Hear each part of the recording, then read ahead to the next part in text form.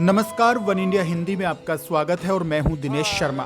PM Modi ने आज अपने ड्रीम प्रोजेक्ट विश्वनाथ कॉरिडोर का लोकार्पण कर दिया है। लोकार्पण समारोह को संबोधित करते हुए पीएम मोदी ने कहा कि काशी विश्वनाथ धाम का लोकार्पण देश को एक निर्णायक दिशा देगा, एक उज्जवल भविष्य की ओर लेकर जाएगा। पीएम मोदी ने अपने संबोधन में कहा कि आज ये परिसर हमारी सामर्थ्य और हमारे कर्तव्य का साक्षी है। पीएम मोदी ने कहा कि यदि हम सोच लें, हम ठान लें तो कुछ भी असंभव नहीं है। पीएम मोदी ने लोकार्पण समारोह को संबोधित करते हुए कहा कि काशी अहिंसा तप की प्रतिमूर्ति 4 जैन तीर्थकरों की धरती है। राजा हरिश्चंद्र की सत्यनिष्ठा से लेकर वल्लभाचार्य रामानंद जी के ज्ञान तक, चैतन्य महाप्रभु, समर्थ गुरु रामदास से लेकर स्वामी विवेकानंद, मदन मोहन मालवीय, ऋषियों आचार्यों का संबंध काशी की पवित्र धरा से रहा है। पीएम ने आगे कहा कि काशी तो काशी है, काशी तो अविनाशी है। काशी में एक ही सरकार है, जिनके हाथों में डमरू है उनकी ही सरकार है। पीएम ने कहा कि जहां गंगा अपनी धारा बदलकर बहती हो, उस काशी को भला कौन रोक सकता है। गौरतलब है कि ये पीएम मोदी का ड्रीम प्रोजेक्ट माना जाता है। पीएम मोदी ने 8 मार्च 2019 को इस परियोजना की आधारशिला रखी थी। करीब 2.5 साल में यहाँ कायाकल्प हो गया। इस बदलाव के लिए 339 करोड़ रुपए खर्च किए गए हैं। काशी विश्वनाथ धाम की खासियत यह है कि ये 5 लाख स्क्वायर फीट से ज्यादा में बना है। इस विशाल कॉरिडोर में छोटी बड़ी 23 इमारतें और 27 मंदिर हैं। यहाँ संगमरमर के 22 शिलालेख स्थापित किए गए हैं, जिसमें काशी की महिमा का वर्णन किया गया है। मंदिर का कायाकल्प होने के बाद लाखों लोग एक साथ खड़े होकर यहाँ पूजा अर्चना कर सकते हैं।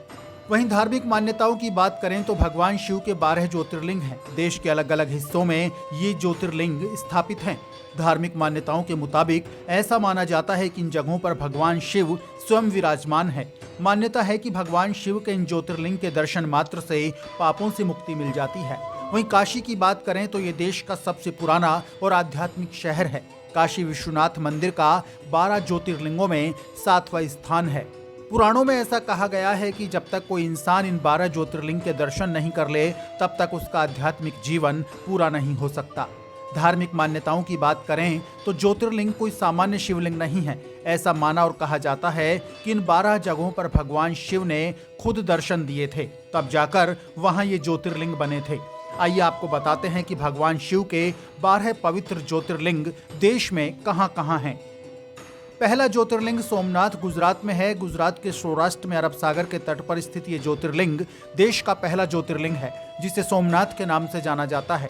शिव पुराण की माने तो इस स्थान पर शिव जी की पूजा और तप करके चंद्रमा ने श्राप से मुक्ति पाई थी। दूसरा ज्योतिर्लिंग मल्लिकार्जुन है, जो कि आंध्र प्रदेश में कृष्णा नदी के तट पर श्री शैल पर्वत पर है। इस ज्योतिर्लिंग को मल्लिकार्जुन ज्योतिर्लिंग के नाम से जाना जाता है। मान्यता है कि ज्योतिर्लिंग के दर्शन से सभी कष्ट दूर हो जाते हैं।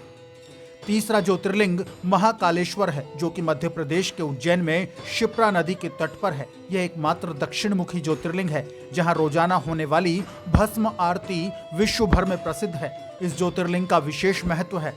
चौथा ओंकारेश्वर ज्योतिर्लिंग मध्य प्रदेश के मालवा में है और नर्मदा नदी के किनारे पर्वत पर स्थित है। मान्यता है कि तीर्थयात्री सभी तीर्थों का जल लाकर ओंकारेश्वर में अर्पित करते हैं, तभी उनके सारे तीर्थ पूरे माने जाते हैं।